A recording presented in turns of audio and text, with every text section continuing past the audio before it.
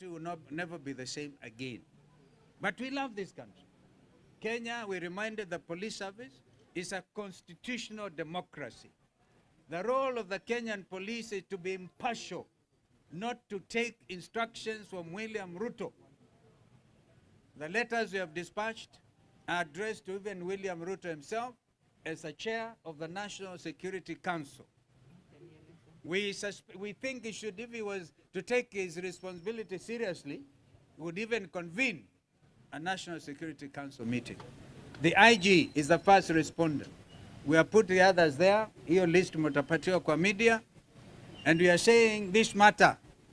Kenya is not any other country anywhere in the world. Kenya will never be allowed to be Haiti. We have said if the police are working hand in hand with goons, there will be no difference as far as Kenyans are concerned. Therefore, the culture of goonism must end. Tulisema ati tunataka tuwapatie itinerary yetu kama official opposition. I mean not united opposition. Tukasema inawezekanaje? Tuwapatie itinerary yetu. Ndio sasa nyinyi mjue Rigathi atakuwa pale, Martha atakuwa pale, Eugene atakuwa pale, Muturi atakuwa pale, ndio mpange vile mtaoa leaders. Tunasema hiyo hatuwezi. Lakini finally tukasema wao watupatie a liaison officer ambaye a operations director, I think Mr. Opio, kwamba tukimpatia hiyo itinerary yetu na mmoja wetu aumizwe, basi tutajua ni wao wametupangia. Kwa sasa tuambia tunaenda Wakulima market, tukitaka tutaenda Maboko, at least we know the time dimension, they can't organize anything much. So we are afraid of our own police officers who should be protecting every Kenyan, not just leaders, but every Kenyan under the Constitution is entitled to security, to protection against kuharibiwa mali yao na vitu kama hivyo. So we had actually a very good meeting. And I think from today, kama anajua, we said we shall escalate this matter to the international community, all the human rights organizations, the UN itself. Wajue that indications in Kenya now are that we do not have a police service. We have a country under goonism. I think that it was my brother Rigiji who said, kumbe mulipeleka watu wetu Haiti, mukafanye benchmarking on how to hand over the country to goons. So, well, we all know, on the 25th of June last year, goons here, walikuwa wanapatiwa nafasi, they were literally escorted by the police. But now the police have even taken over the work of the goons. This is the state of security in our country. And yet, the region requires that we remain vigilant as Kenyans.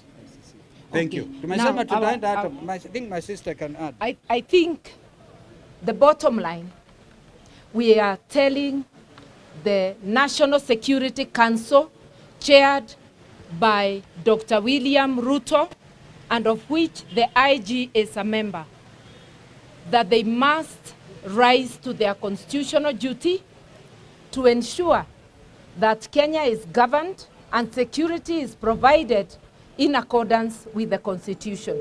We want the National Police Service to get out of goonism, to get out of dirty political work, to go back to their mandate, utumishi kwa wote, to provide security to everybody irrespective of their political affiliation.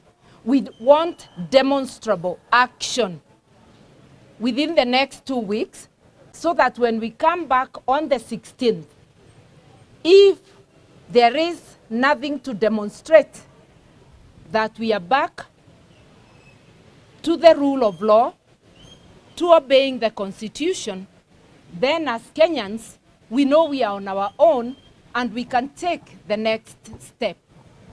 We are also telling them, get out of electoral matters.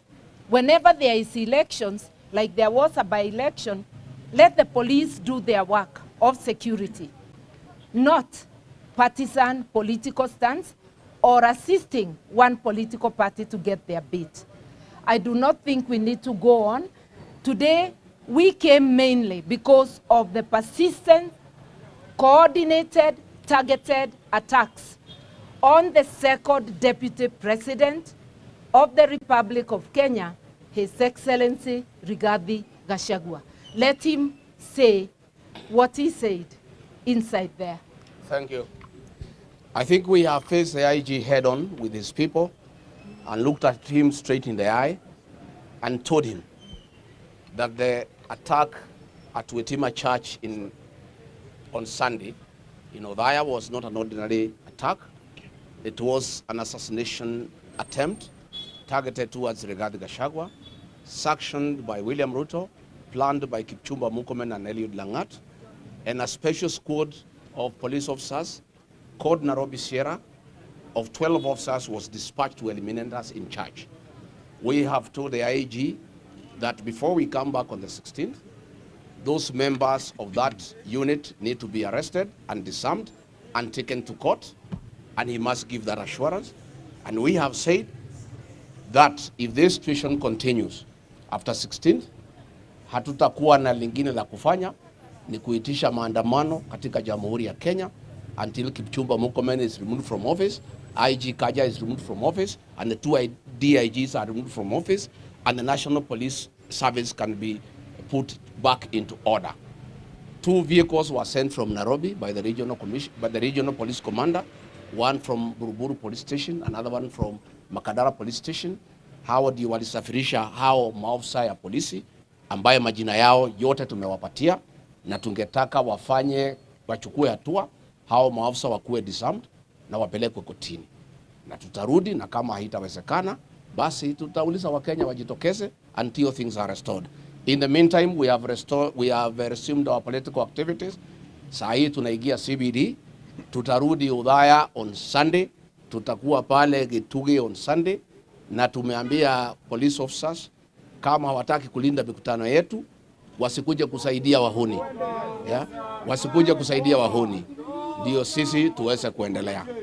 Kwa hivyo sisi tuko hapo na hivyo ndivyo tutaendelea. Asanteni sana. Thank you. I think just to add one thing, ya kwamba we are entering an election year and democracy can only be exercised when we have strong institutions and where we have a secure environment. Yesterday with IEBC, we raised issues of concern from the opposition, and tomorrow we are expecting that what we have gathered here from the police, action will be taken, both by the police to ensure there is security, IEBC to ensure that there are proper preparations for the next general elections. Violence has become an existential threat to our democracy, and we've seen it in Chwele, we saw it in Malava, we saw it in Othaya last week, we saw it in Gilgil, and we are saying enough is enough. Thank you.